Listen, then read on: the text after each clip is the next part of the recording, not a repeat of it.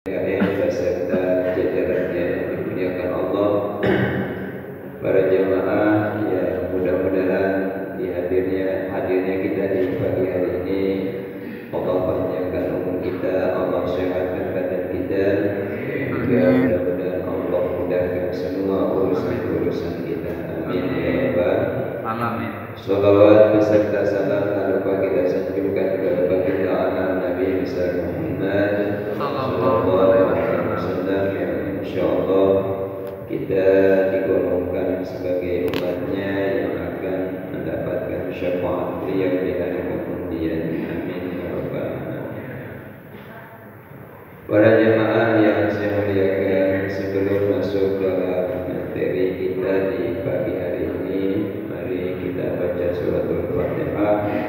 Mudah-mudahan dengan wasilah suratul Fatihah ini Allah ampuni dosa-dosa para arwah di kubur kita, dan juga mudah-mudahan Allah terima semua amal baiknya dan kubur mereka menjadi Allah min jannah.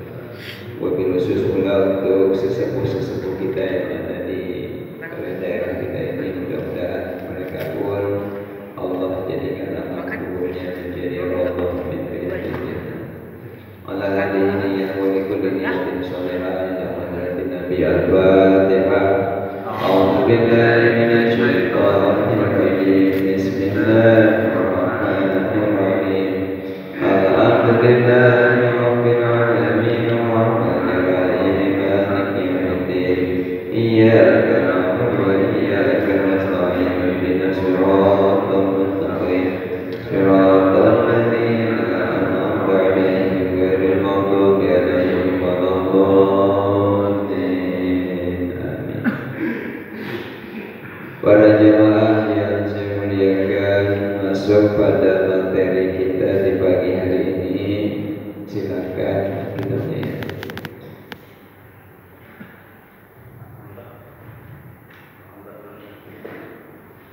Materi kita masuk pada al-qismu tsani fil qawaidil fiqhiyah, yaitu bagian kedua dalam kaidah-kaidah fiqhiyah. Kaidah fikih yang secara umum. Artinya kaidah ini kaidahnya pendek, tapi isi dari kaidah tersebut, contoh-contoh dari kaidah tersebut itu banyak. Nanti bisa dilihat di kitabnya. Sebelum masuk kepada materi kita, karena masih dibagikan, ya nanti bisa dilihat halaman 21. Ya, kayaknya perlu kayaknya.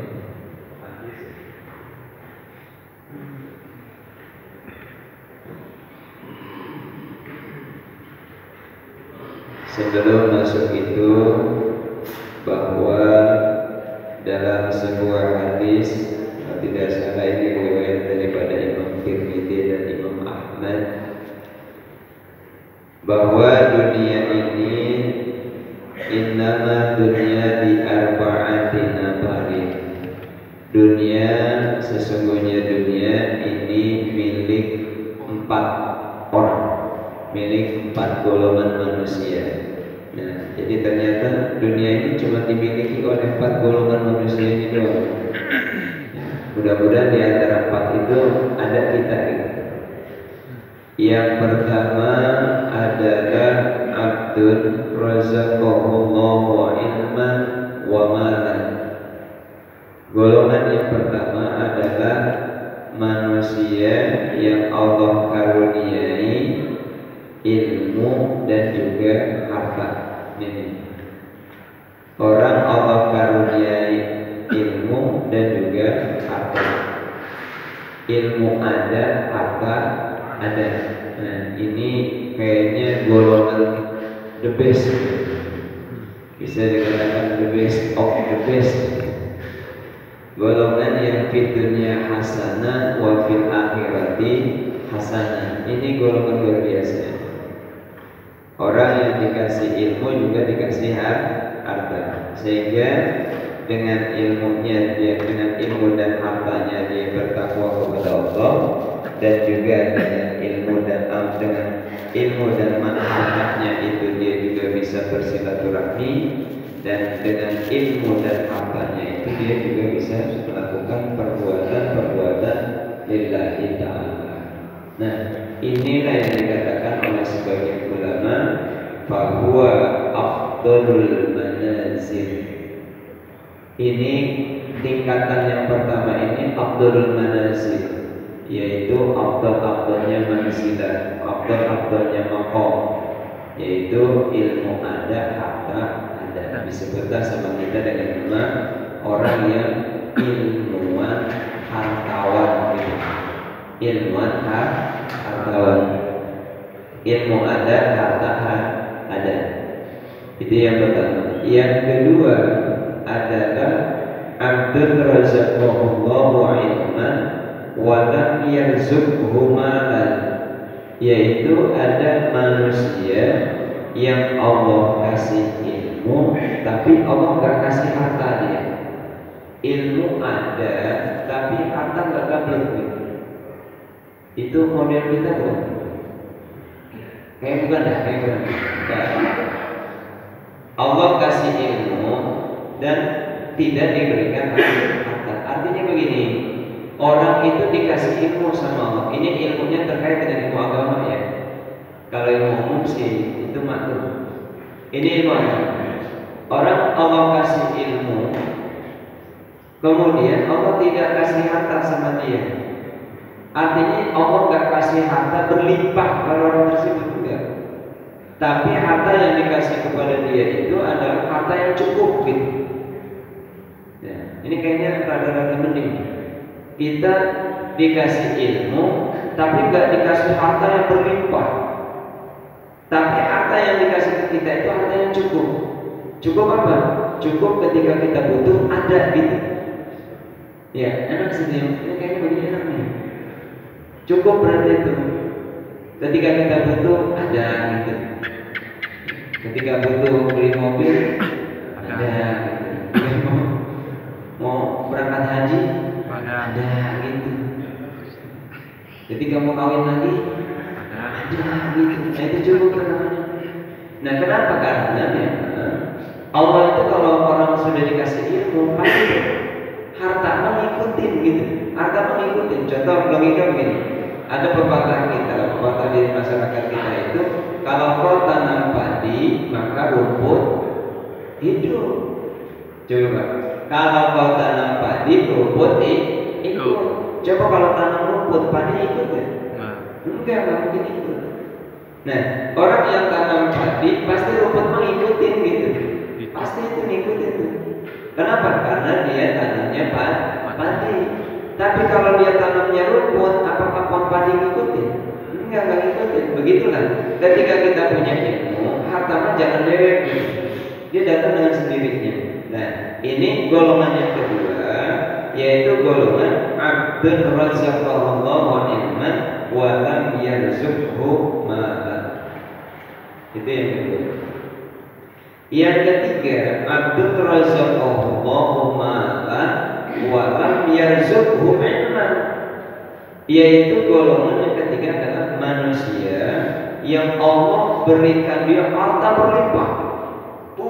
Hartanya banyak luar biasa. Tapi Allah nggak kasih ilmu sama dia terkait ilmu agama. Nggak dikasih ilmu sama dia itu, nggak dikasih sama Allah nggak dikasih. Nah, ada nggak modelnya? Ada. Zaman Nabi Musa namanya Qarun, itu kan Allah kasih harta dia berlimpah. Dikasih harta yang berlimpah, tapi Allah nggak kasih ilmu sama dia, ilmu agama yang terkait dengan ketuhanan, sehingga hartanya itu menjatuhkan dia. Nah, ini kita dapat nggak model ketiga ini? Kayaknya enggak, ini kegabung kayaknya. Harta kita nggak punya kita. Harta kita ya pas-pasan lah gitu. Ilmu juga kagak ada. Nah ini kita belum masuk yang kedua, yang ketiga ini. Allah kasih harta tapi tidak dikasih ilmu. Nah yang keempat, mungkin ada kita nih kayaknya. Yang keempat itu adalah abdun lam yarzuqhullahu ilman wala malan, yaitu manusia yang tidak Allah berikan ilmu dan pun juga tidak diberikan harta. Artinya tidak diberikan ilmu secara meluas, pun juga tidak diberikan harta secara keseluruhan. Enggak. Kayaknya model kita. Ini model kita juga kayaknya ini. Kenapa? Ilmu ya sedikit, harta ya sedikit. Nah, kayaknya kita ini. Ini kalau dia niatkan lillahi ta'ala, maka dia akan bertambah keilmuannya. Kalau dia niatkan lillahi ta'ala, maka Allah akan tambahkan hartanya gitu. Tergantung dia bersyukur apakah enggak. Kalau dia bersyukur, Allah tambahkan. Kalau dia kufur, maka Allah jatuhkan. Nah, ini sebagai gambaran saja bahwa dunia ini pasti dengan 4 golongan ini pasti ada. Di dalam dunia ini ada 4 golongan ini pasti ada. Ya. Kalau golongan yang pertama itu golongan para ulama yang Allah karuniai harta yang berlimpah, ada tak banyak. Nah, Tuan Syekhul Qadir, Imam Asyadili itu orang-orang kaya, berilmuan juga, ilmuwan juga, hartawan juga. Dan baik, itu sebagai prolog saja untuk mengawali pengajian kita di pagi hari ini. Kita masuk yang kedua, yaitu Qismus Tsani. Qismus Tsani fil qawaid fiqhiyah. Ini dasarnya hadis sahih. Innamal a'malu binniyat wa innama likulli imri'in ma nawa. Ini pernah saya bahas. Rawahul Bukhari. Nah, ini adalah hadis. Memang hadis ini pendek diambilnya, dinukilnya pendek sama dalam kitab kita ini pendek dinukilnya. Tapi sebenarnya hadis ini panjang. Menceritakan hadis ini panjang terkait dengan niat, terkait dengan hijrah. Nah, singkatnya adalah innamal a'malu binniyat, sesungguhnya sahnya perbuatan itu tergantung pada niatnya. Tergantung pada niatnya. Makanya setiap kita lakukan maka harus dibagi dengan niat. Nah, makanya masuk dalam kaidah yang pertama ini pernah saya bahas. Kita ambil kaidah yang pertama. Al-qaidatul ula, kaidah yang pertama itu adalah al-umuru bi maqasidiha.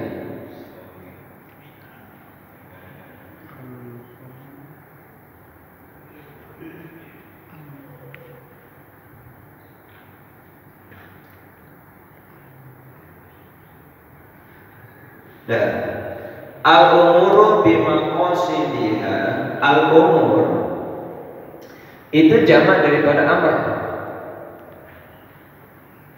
Amr itu adalah perkara. Amrun itu bermakna syai'un. Amrun di sini bukan makna perintah, bukan, tapi makna syai'un, sesuatu. Perkara-perkara bimaqasidiha.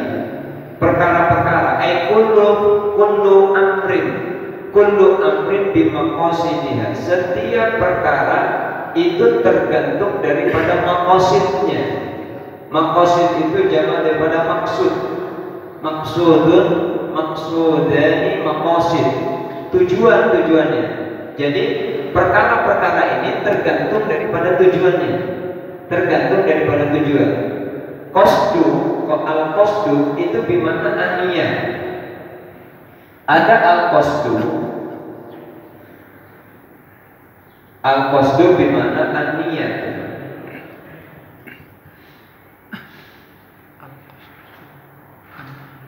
Al-qasdu bermakna an-niyat, niat.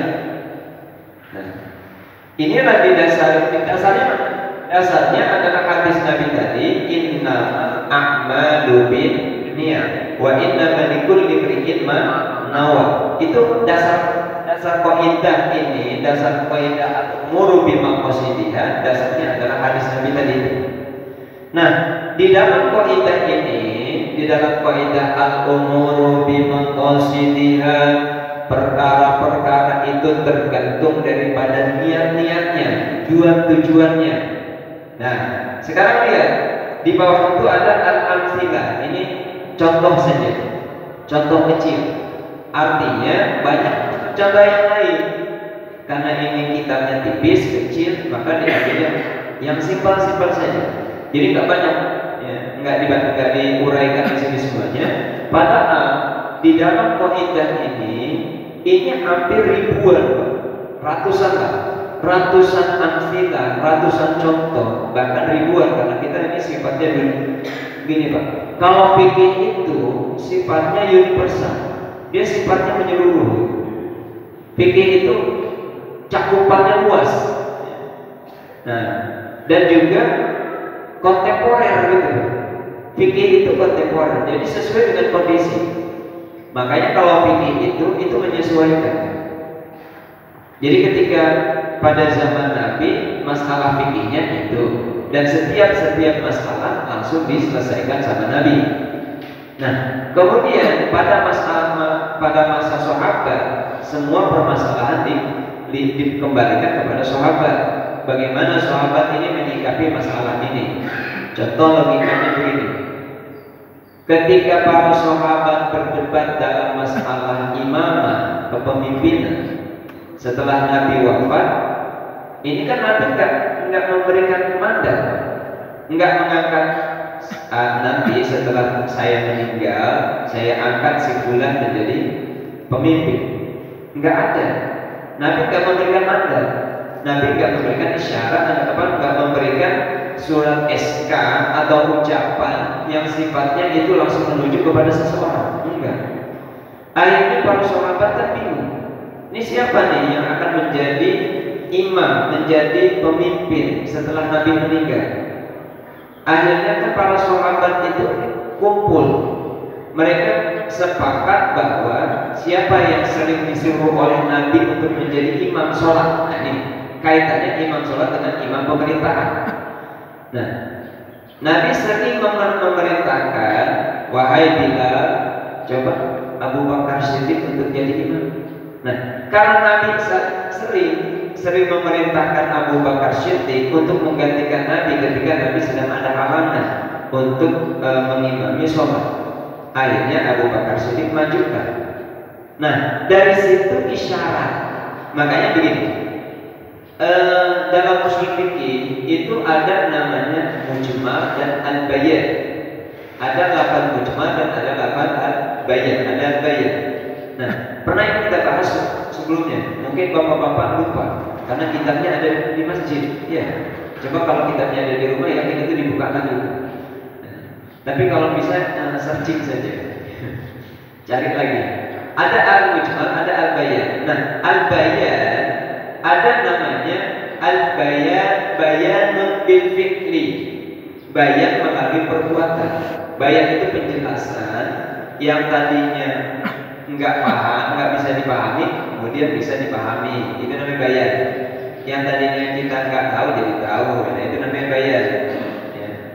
Ikhraj syai' min hayyiz al-ishkal ila hayyiz al-tajalli, yaitu mengeluarkan sesuatu yang dari tidak kita paham, dari kita tidak paham menjadi kita paham. Itu namanya bayan.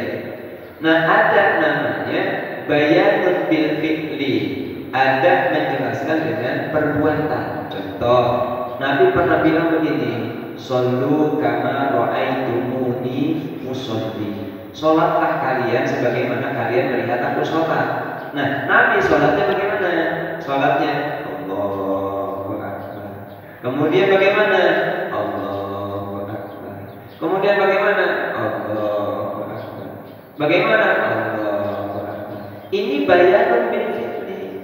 Sehingga para sahabat melihat Nabi, oh, Nabi sholatnya semacam itu, gerakannya semacam itu. Nah, sesekali Nabi sholatnya pakai kunut. Allahu Akbar, Allahumma hdini biman hadaita. Nah, sesekali Nabi nggak pakai kunut, sehingga para sahabat ada yang menggunakan benar, ada yang enggak menggunakan emas. Memang Nabi mengajarkan itu ada. Ada lagi Nabi setelah sholat, Nabi langsung menghadap kepada jamaah. Ya. Kenapa Nabi kok menghadap kepada jamaah? Karena ada para sahabat yang datangnya belakangan. Kan gini Pak, Nabi itu kalau ngimami itu yang makmum ribuan ke belakang gitu. Alhamdulillah kita juga ribuan juga sih. Masya Allah, sampai nggak ketampung itu di depan. Saking penuhnya nggak ada yang masuk. Cuman barisan sampai berapa ya? Tapi alhamdulillah di sini masih banyak Pak. Alhamdulillah. Ya, masih alhamdulillah kita sampai berapa tadi? Ada ke belakang ada 20 baris. 20 atau 30 tadi ya? 40 ke belakang ya. Nah, Masya Allah. Nabi kadang-kadang belok ke belakang Pak, muter belakang gitu. Kenapa kok Nabi belok ke belakang? Muter gitu. Yang tadinya menghadap kiblat kemudian menghadap kepada para jamaah. Karena dulu itu nggak ada speaker Pak. Emang ada speaker? Enggak ada speaker. Nah, khawatirnya Nabi menghadap kiblat itu, khawatir Nabi itu masih dalam kondisi sholat. Dikhawatirkan para jamaah yang datang dari belakang itu terus diem aja. Kok Nabi nggak diri-diri? Enggak, ternyata Nabi udah selesai sholat. Nah, kenapa Nabi berbalik? Nabi berbalik itu supaya dilihat bahwasanya Nabi udah selesai sholat gitu. Nabi udah selesai sholat, sehingga sahabat yang datang belakangan itu ikut kepada makmum. Pada makmumnya mana? Makmum yang paling belakang, yang ikut sholat terakhir. Sehingga ada istilahnya kita ketika mau sholat itu kan megang mau ikut jamaah. Ini yang barisan terakhir ini, ada nih yang belakangan nih. Udah, kita datang paling belakang. Karena kita pengen ikut sholat berjamaah, nyoleklah satu orang di antara mereka. Coleklah sama kita pegang tuh.